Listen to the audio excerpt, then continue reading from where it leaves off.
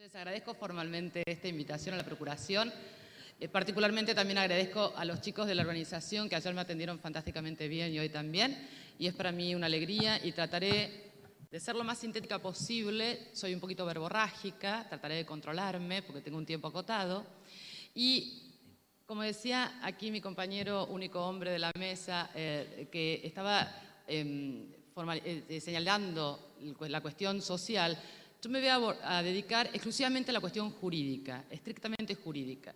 Y como el tema que me asignaron está relacionado a el debido proceso y la instrumentación del sistema de protección, específicamente enfocado en la participación de los padres biológicos en este sistema de protección.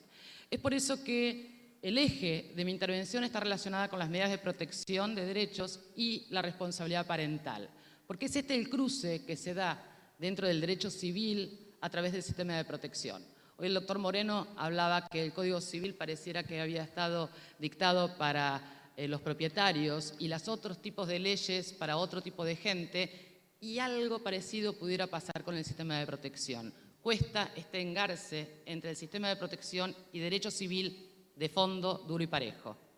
Entonces, el sistema de protección, ya sabemos todos, no funciona como una varita mágica, como una buena expresión de deseos, solamente un cambio ideológico, y en esto yo creo que coincidimos todos, va a ser posible realizar acabadamente y cambiar esta tan denostada matriz tutelar en las formas de intervención en los supuestos de vulneración de derechos de los niños. Este cambio también comprende la forma en que se visibilizan a los padres biológicos dentro del proceso de toma de decisión de medidas de protección. Esto nos lleva entonces a esta relación existente entre las medidas de protección y la responsabilidad parental. Responsabilidad parental, mini paréntesis, me estoy refiriendo a la patria potestad. Una cuestión terminológica me hace abrazar la expresión responsabilidad parental. El esquema de mi exposición está relacionado con las distinciones conforme a la menor o mayor intensidad de injerencia estatal en el ejercicio de esta responsabilidad parental, porque las medidas de protección no son otra cosa que una injerencia en el ejercicio de la responsabilidad parental, la incidencia del factor tiempo en la definición de la situación jurídica de los niños. El tiempo es esencial y vital en la situación jurídica de los chicos, y la responsabilidad de los funcionarios estatales, sean administrativos o judiciales, ante la concreción de los daños irreparables que las situaciones que se van consolidadas en el tiempo provoca a los actores del conflicto. Ya sabemos todos que las medidas de protección se caracterizan por su profesionalidad, su justificación, control, efectividad, y que podemos distinguir entre ordinarias y extraordinarias. Pero todas ellas tienen una característica común: implican una injerencia estatal que debe ser justificada y de esta manera no es ilegítima en el ejercicio de la responsabilidad parental. La finalidad es la preservación y fortalecimiento de los vínculos familiares, favorecer el ejercicio de la responsabilidad parental que sea funcional al niño y al adolescente. Entonces, esta injerencia estatal tiene que estar dirigida a obtener ese pleno ejercicio de la responsabilidad parental y solo en el supuesto que ello resulte imposible, brindar esa garantía a través de otros medios alternativos, de ahí la excepcionalidad de la separación del niño de su familia. Distingo entonces primero entre las medidas de protección respecto a la forma de ejercer la responsabilidad parental. Esta es una injerencia estatal de menor intensidad y que se limita a dilucidar a ver cómo se está ejerciendo este rol de padre.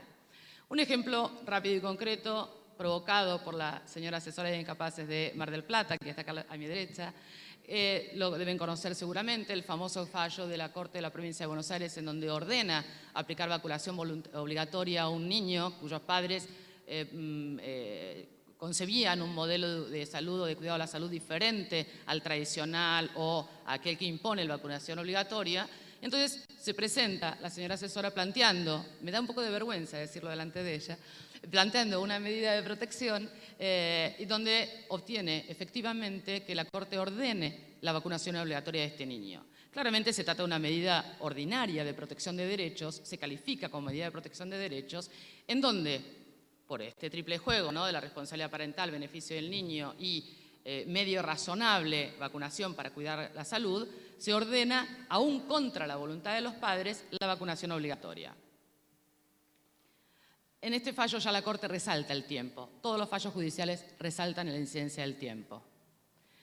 En este tipo de procesos, este lo traje como ejemplo de la salud, pero también ha habido otros con respecto a la educación. Me acuerdo de las colonias menonitas, en donde los padres se negaban a brindar educación obligatoria legal a sus hijos, en donde hay un modelo diferente al modelo estatuido. La actividad de los padres es absolutamente presente, evidente, cuentan con patrocinio letrado, interponen recursos.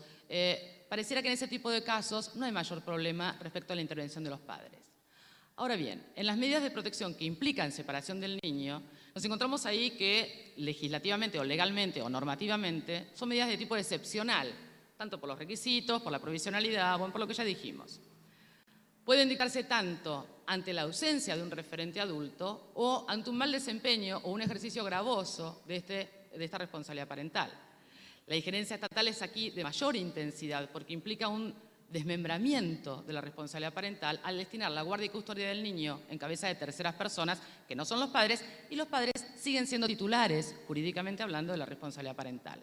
Por eso hablo de desmembramiento. Podemos acá distinguir entre niños, niñas y adolescentes sin referente adulto o niños, niñas y adolescentes cuyos padres o referentes adultos amenazan o vulneran sus derechos. El tipo de intervención varía de acuerdo a si se trate de un supuesto a otro. Cuando no hay referente adulto, pareciera que la intervención de los servicios locales es bastante más clara o bastante más inmediata.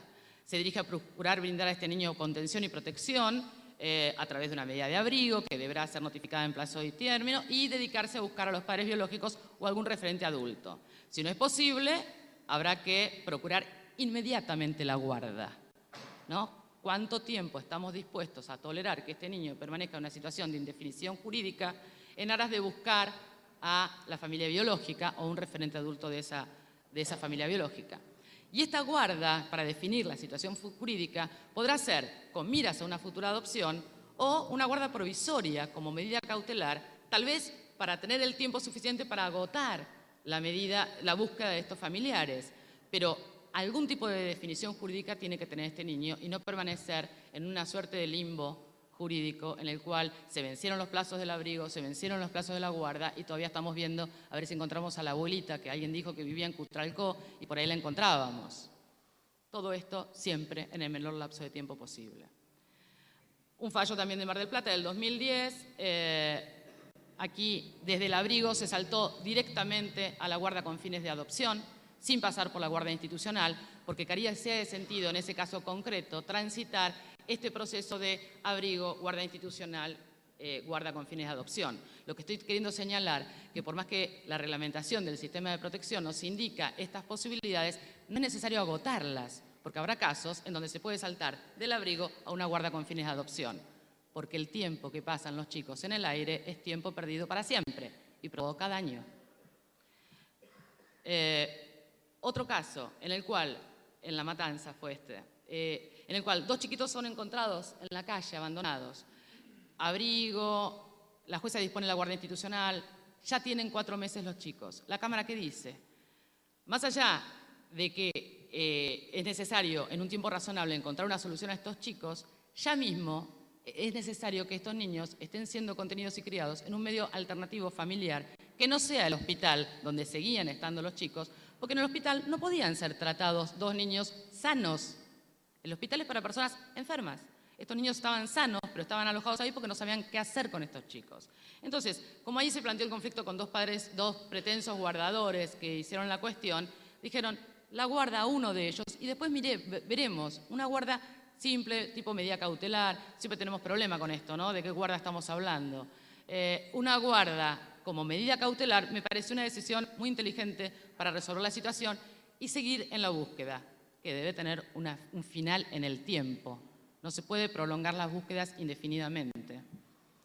¿Qué pasa con los niños y niñas adolescentes con referentes adultos que amenazan o vulneran los derechos? Desde que se dictó el sistema de protección con las diversas modificaciones, se está discutiendo en todos los encuentros y foros sobre si es necesario o no el consentimiento de los padres biológicos para que se configure la medida de abrigo. Es decir, si se trata de abrigo cuando los padres prestan consentimiento o no se trata de abrigo, conceptualizar la medida de abrigo. Yo no les voy a dar la respuesta por si querían encontrarla, no lo voy a hacer. Solamente creo que las circunstancias de tiempo concretas, las circunstancias reales de cada caso, pueden dar contenido a esta respuesta. Habrá supuestos en los cuales el consentimiento sea el ejercicio de la responsabilidad parental y no implique entonces una medida de abrigo, como ha sucedido en algún fallo ya de la provincia también, de los primeros fallos, en los cuales la intervención del servicio local facilitó como política pública la internación de un adolescente que tenía padecimiento de drogadicción. Entonces los padres dicen, ok, tomamos esta política pública y consentimos que este chico, este joven, sea alojado allí. Evidentemente se trata de una medida ordinaria, porque el servicio local intervino allí para promocionar, que es parte de su función, para acercar esta política pública. Y este consentimiento de los padres, o asentimiento dicen algunos doctrinarios, no es otra cosa que el ejercicio. Por lo tanto, no hay ahí una medida de abrigo que controlar. Si yo me voy, por ejemplo, a estas jornadas y dejo a mi hija encargada de su tía, a nadie le fui a decir, ni nadie controló si yo estaba ejerciendo bien o no mi rol de mamá. La dejé a cargo de una tercera persona. Ahora, ¿qué sucede cuando ante la intervención administrativa los padres o representantes legales consienten este alejamiento y colocación en algún instituto o en algún otro familiar? Esto, ¿se trata del ejercicio de la responsabilidad parental? Y si se trata del ejercicio de responsabilidad parental, ¿reciben asesoramiento los padres respecto a este acta que firman en presencia del equipo técnico del servicio local? Jurídicamente, se produce un desmembramiento de la responsabilidad parental. Desmembramiento que está previsto en el Código Civil. Artículo 275 permite que los padres dispongamos dónde colocamos, perdón la expresión, pero el Código lo dice así, a nuestros hijos. Nosotros los dejamos a cargo de alguna otra persona. Esto se podría hacer perfectamente en sede administrativa también. Ahora bien, ¿tienen conocimiento los padres que están ejerciendo la responsabilidad parental?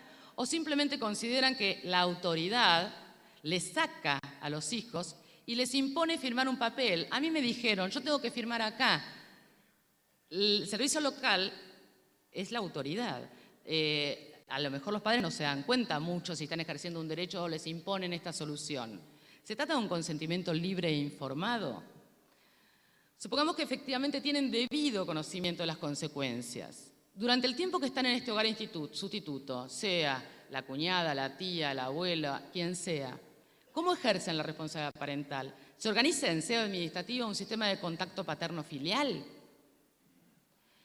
Si ante el consentimiento prestado no se configura una medida de abrigo y sencillamente se trata del ejercicio de la responsabilidad parental, ¿cuánto tiempo va a durar ese alojamiento? ¿Qué estrategias de fortalecimiento familiar se van a llevar a cabo? ¿Quién controla el desarrollo, éxito o fracaso de estas estrategias? ¿Qué hacen los servicios locales con estas actas en las cuales los padres prestan su consentimiento? Se archivan.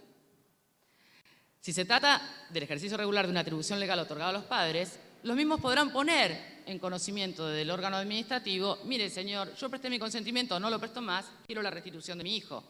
Y el órgano administrativo deberá restituir, y si no restituye, deberán ir a sede judicial. Si el servicio local advierte que ante la eventual recensión este chico va a estar en una situación de vulneración de derechos, tendrá que tomar el servicio local la medida de abrigo. Es decir, tiene una solución sencilla en términos técnicos o en términos jurídicos.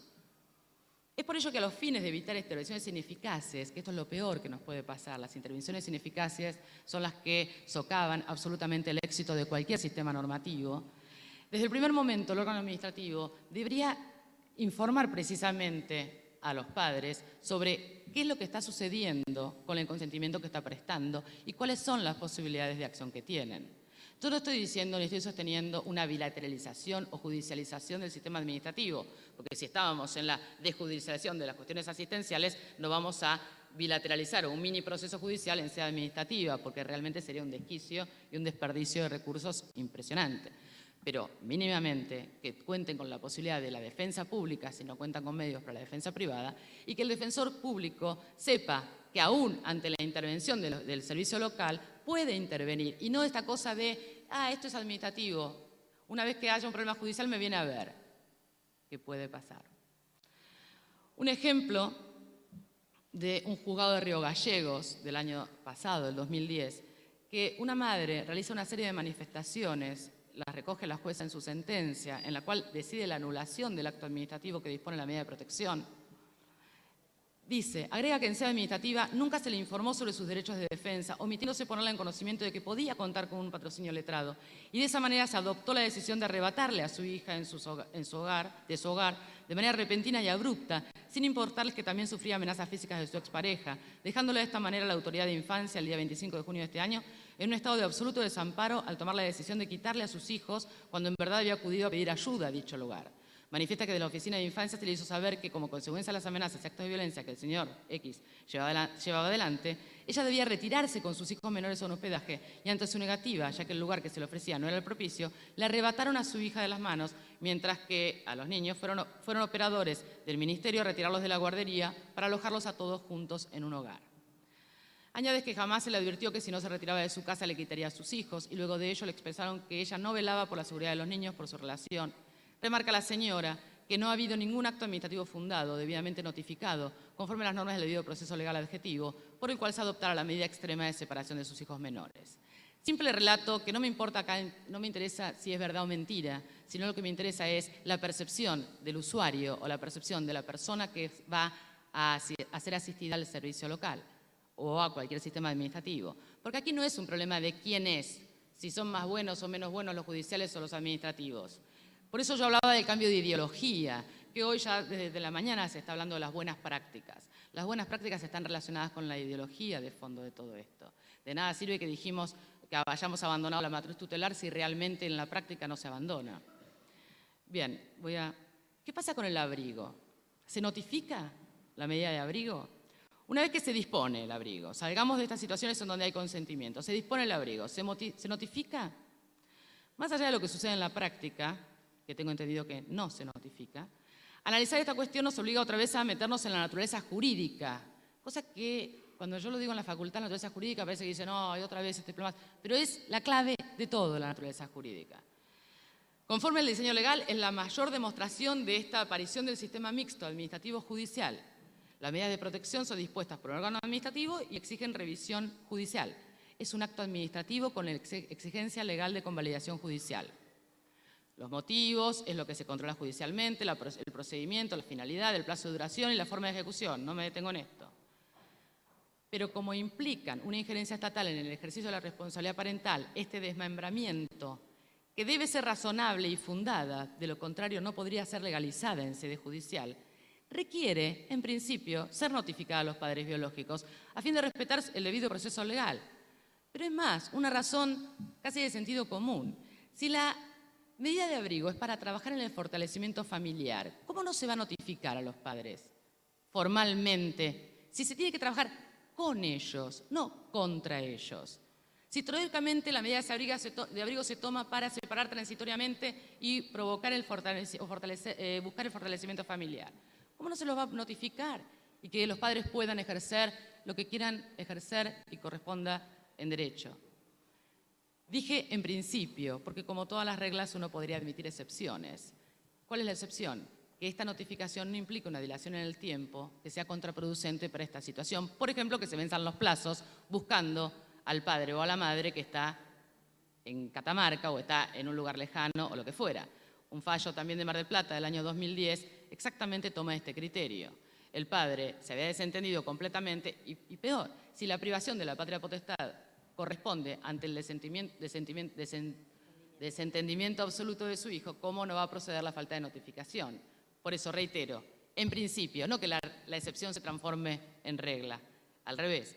Notificación, cuando no sea posible o la dilación sea contraproducente para el niño, podría uno obviar esta notificación, pero el principio.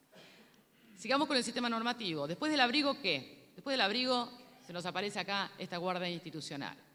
Esta figura que nos da tanto trabajo a todos y, digamos, puede ser hasta de dudosa legalidad, en el sentido que se está aplicando judicialmente una medida que proviene de una indicación de una autoridad ministerial, ¿no? De una resolución ministerial. La guardia institucional es lo que mayor dolor de cabeza nos provoca a quienes estudiamos el sistema de protección. Sin embargo, participa de las características de una medida de protección que en realidad, como no tiene límite temporal preciso, es volver a la vieja institucionalización de los niños. Si el juez está tomando una medida de protección sin límite temporal, porque la ley no le impone el límite temporal de forma precisa, pues nos encontraremos en esta situación sine die de esta disposición del juez, que no es otra cosa que lo que pasaba antes. Alguna solución uno le puede encontrar haciéndole aplicación a la 26061, que también está vigente, y que la reglamentación de la 2661 nos da un plazo mayor, porque también es cierto, 60 días, que es el plazo máximo para el abrigo, es sumamente dificultoso que se pueda resolver algún tipo, por más buena voluntad y recursos que haya, que se pueda resolver estas situaciones de vulneración de derechos.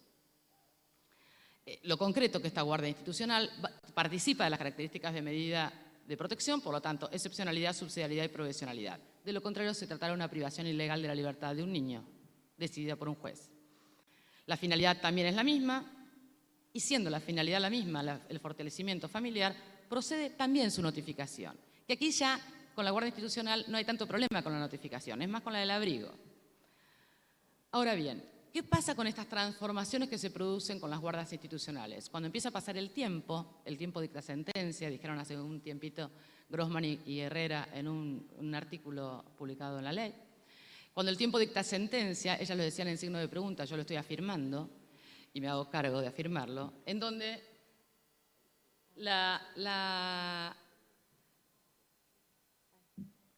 ¿qué pasa cuando se consolida esta situación fáctica o esta situación jurídica a través de una guardia institucional y se transforma en alguna otra cosa que no sabemos bien qué es? Y acá aparece esto del estado de adoptabilidad. Otra cuestión que nos genera muchísimo dolor de cabeza a todos los operadores del sistema. ¿Qué es el estado de adoptabilidad en términos jurídicos o en términos técnicos? ¿Cuál es la naturaleza jurídica? Acá hay una gran discusión, que no nos vamos a detener ahora en esto. Si se trata de una constatación objetiva de una situación de desamparo o vulnerabilidad, o si se trata de una imputación subjetiva de responsabilidad, o sea, que los padres son los responsables de esta situación de desamparo o vulnerabilidad. ¿No es cierto? Estas son tradicionalmente las dos grandes posiciones en doctrina respecto al estado de adoptabilidad. En el primer supuesto, una declaración judicial sobre una situación de hecho, en la otra es una declaración judicial sobre el ejercicio de la responsabilidad parental, que requiere, sin lugar a dudas, sustanciación de un proceso. Situación que en el estado de adoptabilidad no se da. Bueno, voy a saltear los ejemplos judiciales. Ejemplos judiciales traían donde algunos jueces que dicen una posición doctrinaria y otros otra, ¿no? Como siempre.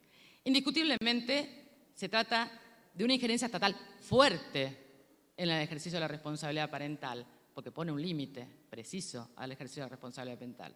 Provoca una suspensión en la plenitud del ejercicio de la responsabilidad parental y dispone el desmembramiento al otorgar la custodia o la guarda a terceras personas. Imprescindible la notificación a los padres biológicos a los efectos de garantizar el debido proceso legal, pudiendo así cuestionar la procedencia u otras alternativas posibles. Atención, cuando yo hablo de la debida notificación, no nos podemos olvidar que la Corte ya tiene dicho en el año 2008 que el argumento de no haber sido notificado el debido o infringir el debido proceso legal no se puede reducir a manifestar no me fue notificado, sino cuáles son las defensas de las cuales fui privado para defenderme. O sea que en aquellos casos en los cuales, independientemente de la falta de notificación, no había con qué darle y que esta situación no iba a poderse levantar con nada, no corre la posibilidad de que caiga jurídicamente una resolución no haber sido notificada. Futura reforma legal imprescindible respecto a este estado intermedio en el que se encuentra un niño, este estado intermedio en términos jurídicos, digo yo, entre que sale de la familia de origen y va para algún lado. Estado de desamparo me parece que es una expresión más acorde que estado de preadoptabilidad. ¿Por qué esto? Tiempo de indefiniciones, tiempo de preparación para las decisiones, decía Eduardo Cárdenas también en un viejo artículo. Porque agotadas estas medidas de protección, algo tenemos que hacer con estos chicos. Algo hay que hacer. Para eso se podrá recurrir a la adopción o un grupo familiar alternativo.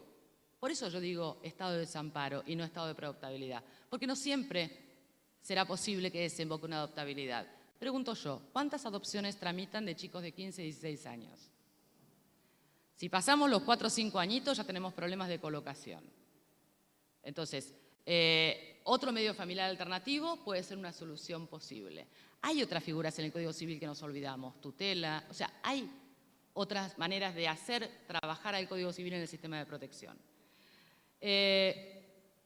Si como último recurso la alternativa es la adopción, pues entonces corresponderá transitar las disposiciones del 315 y seleccionar a los guardadores, y este estado de desamparo nos va a servir para despejar la participación de los padres biológicos. Ahora, después nos encontramos con que la guarda también es notificada y después la pedido de adopción notificada. Es decir, se hace eterno el proceso hasta llegar realmente a una adopción. Problema. Consecuencias del paso del tiempo. Para ir terminando, porque ya las moscas me están invadiendo. Existe coincidencia en todos, y estoy segura que todos están de acuerdo, que el tiempo es fundamental en las situaciones relacionadas con la niñez.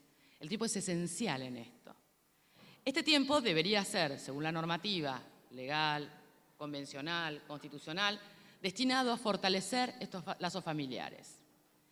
Sin embargo, constatamos que esto no sucede muchas veces. Pasan los años, los meses, y todos sabemos que de un día sigue otro día, y después un mes, otro mes, y así se llegan a los años. ¿Quién es responsable por los daños que esta situación provoca? ¿Los padres biológicos por realizar planteos, interponer recursos, agotar las instancias judiciales? ¿La morosidad judicial en la toma de decisiones, aún ante planteos recursivos? ¿La morosidad administrativa en la puesta en acción de las medidas tendientes a lograr el fortalecimiento? La falta de control, o sea, el gran bonete, ¿no? ¿Quién controla? La actuación prejuiciosa de diversos operadores administrativos y judiciales, prejuiciosa para cualquier lado, ultrabiologicista, ultranza o contrario absolutamente a los padres biológicos por carecer de recursos, por ser hombre, soltero, por distintos prejuicios instalados en todos nosotros. De todas las respuestas posibles, pareciera que la intervención de los padres biológicos en los procesos administrativos y judiciales no es la más acertada. Que los padres biológicos que realmente pretenden ejercer su responsabilidad parental intenten hacerlo es un derecho que podrá no ser satisfecho, pero el ordenamiento jurídico debe garantizar tal intento, con la única limitación que sea resuelto en un tiempo razonable. Y acá viene la cuestión de la responsabilidad civil del Estado a través de sus funcionarios. Lamentablemente, los funcionarios tienen esto, nombraban hoy, son autoridad y tienen responsabilidad. Los abogados particulares tenemos responsabilidad civil también derivado del ejercicio de nuestra profesión. La responsabilidad es un tema no muy trabajado, la responsabilidad civil de los funcionarios, pero sin lugar a dudas tenemos ejemplos concretos de esto. Traía acá el detalle del caso Fornerón, que tal vez ya lo conozcan, caso por el cual Argentina es denunciada ante la Convención y ante la Corte Interamericana de Derechos Humanos, que ha declarado ya su admisibilidad. Un padre que no ha podido ejercer el rol de padre de su hija, que fue entregada por su madre. No voy a detallar acá, pero lo que me interesa destacar son los tiempos en que se tardó en tomar las decisiones judiciales. Y los fallos permanentemente están diciendo, ¿y qué vamos a hacer ahora? Ya pasó todo este tiempo, se consolidó una situación de hecho, por lo tanto la tenemos que ir reafirmando. La Corte Interamericana también está haciendo lo mismo, porque está pasando todo este tiempo sin que resuelva, con lo cual este mismo argumento en contra está sucediendo igual. El tema es, ¿quién es responsable de esto? Otro ejemplo también en el que otro fallo de Río Gallegos, de una jueza que realmente tiene una fortaleza y una fuerza, a un chico que lo expulsaron del medio familiar, lo expulsaron, lo digo a propósito, no es un fallido, lo expulsaron del sistema judicial, lo expulsaron de la ciudad porque lo destinaron en otra provincia a hacer el tratamiento porque no tenían dónde meterlo. Un chico que no sabía nadie cómo atajarlo y fue expulsado. Y el tiempo solamente hacía que esta expulsión se consolidara y que fuera imposible la reinserción. En definitiva, desarmar un modelo para reconstruir otro da un trabajo enorme. Ya lo decía Mary Beloff hace muchos años en su famoso libro del sistema interamericano. La implementación del sistema de protección ejerce un esfuerzo conjunto. Por eso celebro que mañana se trabaje en los talleres en forma conjunta en el Poder Administrador y el Judicial. Esfuerzo que requiere mantener un equilibrio entre la justa garantía de debido proceso y la incidencia del tiempo en la situación jurídica de los niños. Y que implica no solo un fuerte compromiso moral o de cierta sensibilidad especial que tenemos los operadores de familia, que está bien que la tengamos, pero no se trata de una sensibilidad especial, sino una responsabilidad jurídica que tenemos en el trabajo que realizamos con respecto a la niñez. Todo ello para evitar que sea simplemente un cambio formal y no otra cosa. Muchas gracias.